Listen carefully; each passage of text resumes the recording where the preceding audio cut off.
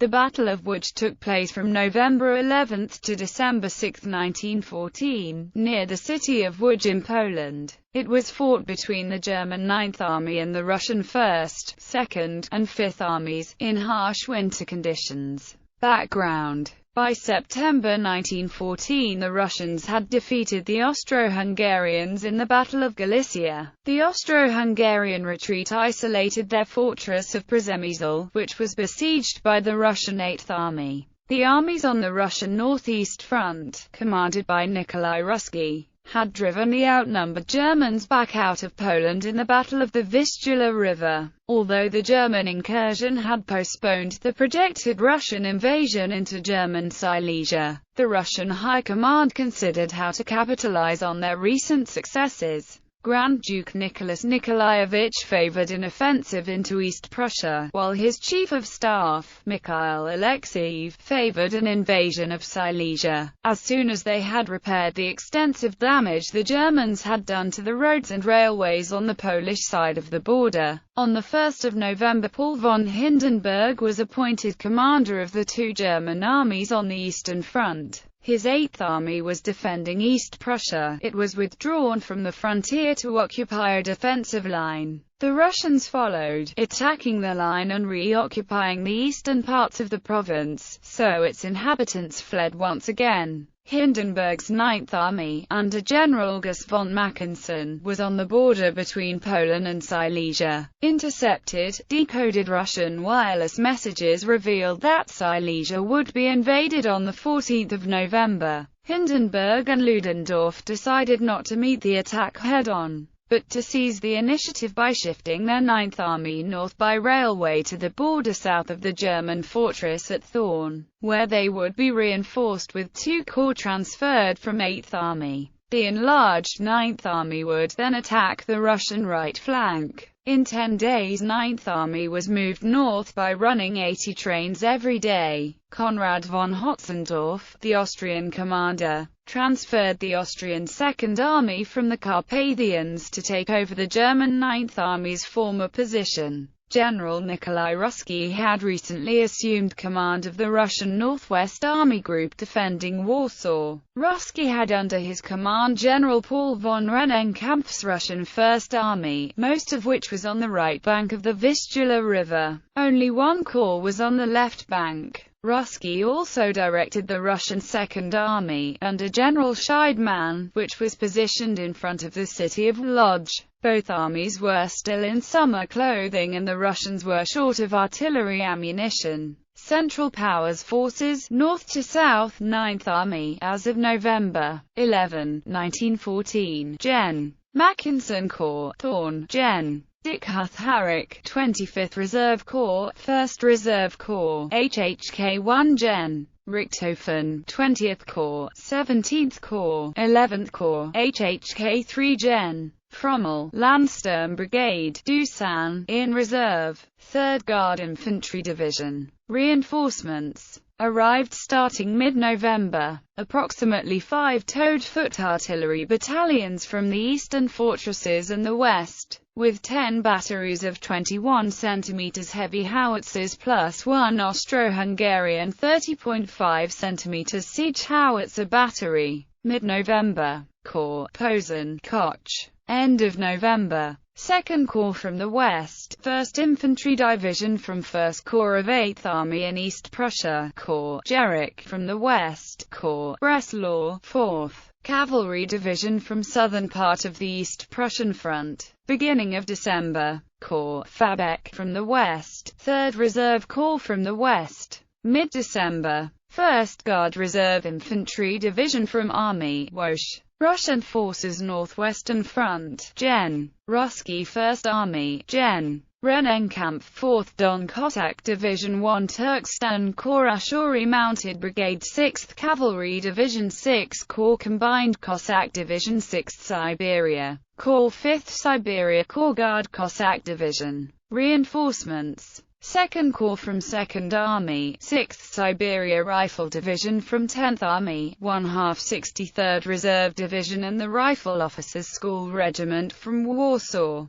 Fortified area, 3rd Turkestan Rifle Brigade, 55th and 67th Infantry Divisions from Army Reserve, 2nd Army, Gen. Scheidman Caucasus Cavalry Division, 2nd Corps, Cavalry Corps, Novikov, 23rd Corps, 2nd Siberia Corps, 4th Corps, 1st Corps, reinforcements in deck, 2nd Cavalry Division from 10th Army, 62nd Reserve Division from Army Reserve, 5th Army, Gen. Pleb 1st Siberia Corps, 19th Corps, 5th Corps, 5th Don Cossack Division, Turkmen Cossack Brigade. The battle. The Russians had no inkling that the Germans had moved north, so they were stunned on November 11 when Mackensen's German 9th Army struck 5th Siberia Corps of Rennenkampf's 1st Army, his only unit on the left bank of the Vistula. The Siberians were routed, 12,000 were taken prisoner. The Siberians were unable to dig effective defensive positions because they had few shovels and the ground froze at night. The Germans were forcing open a corridor between Łódź and Warsaw, creating a 50 km gap between the Russian 1st and 2nd armies. Scheidman's Russian 2nd Army retreated eastward towards Łódź. They were threatened with encirclement.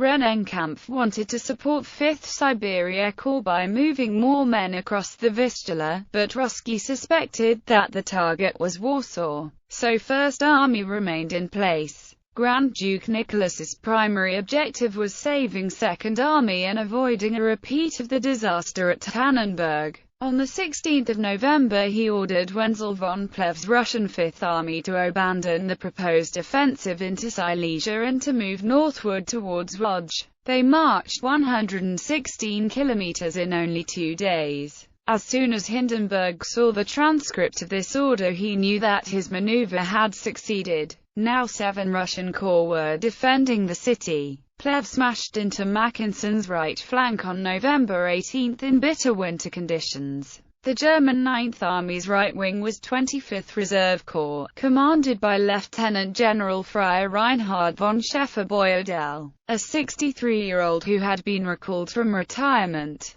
With Lieutenant General Manfred von Richthofen's cavalry in the van, they were pushing southeast between Lodz and the Vistula. Part of Rennenkampf's 1st Army was finally moving east to attack the Germans. Their repositioning was hindered when a makeshift bridge across the river collapsed, so they had to cross by ferry or on the nearest usable crossing 85 kilometers upstream. Once over they attacked the weakly defended side of the corridor extending south from the German frontier to their advancing spearhead. Schäfer was ordered to stop advancing, but the order did not reach him. Suddenly it was the Germans who were ensnared in a pocket.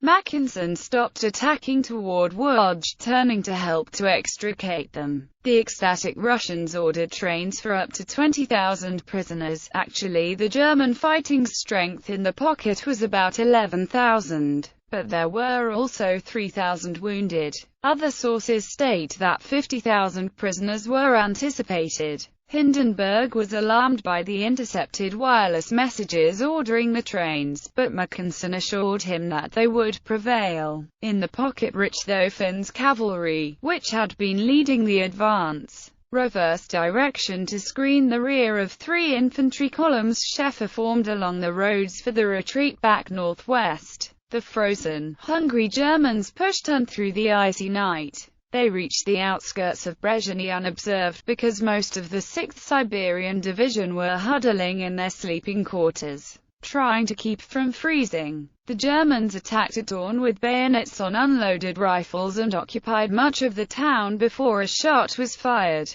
The commander of 6th Siberian Division broke down, swamped with conflicting accounts of German movements, and with the weather too foggy and days too short for aerial observation. Ruski issued a series of orders, each contradicting the one before. He focused on preventing further German moves south instead of their thrust to the north. On 26 November 25th Reserve Corps broke out of the pocket, bringing with them 12,000 prisoners, some taken during the breakout, who pulled 64 captured guns. Inconclusive fighting continued until the 29th of November when at a conference with his front commanders Grand Duke Nicholas ordered his forces in Poland to withdraw to defensible lines nearer to Warsaw. Hindenburg learned from an intercepted wireless that Łódź was to be evacuated. The Germans moved in on the 6th of December, occupying a major industrial city with a population of more than 500,000.